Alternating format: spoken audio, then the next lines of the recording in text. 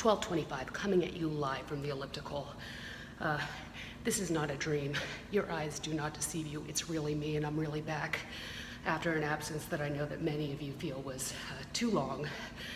But the truth of the matter is that I needed some time with my team to regroup and figure out how we were really going to take things with my career to the next level. And frankly, it's Phil I credit with that idea. He sat me down a couple years ago and he said, you know, how serious are you? Are you really ready to commit to this thing?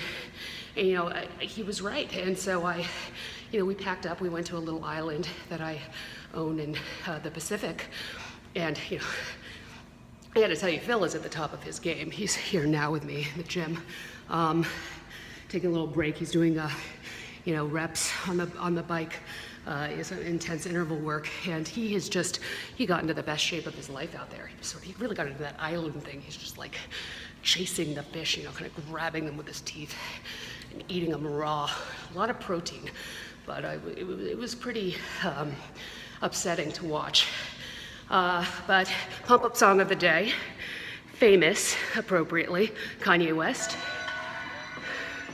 Swiss told me let the beat rock. That's right.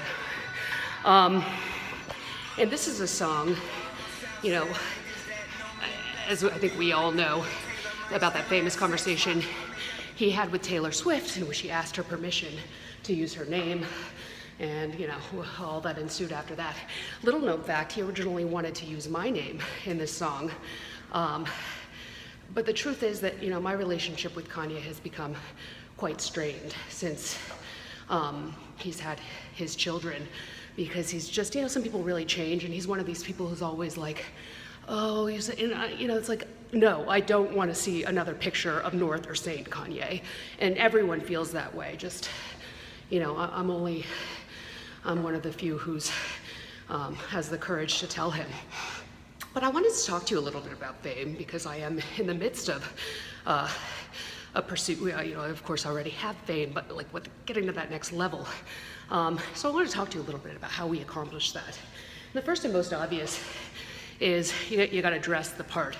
You know, you see here today, I'm wearing a Pucci jumpsuit and a pair of Pucci high-heeled rain boots. Because you don't want to be ever on one of those who wore it best. You want to be wearing your own thing, something very bold.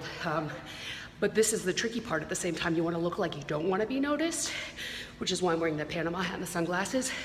And sometimes I walk down the street like this to look like I'm trying not to be seen.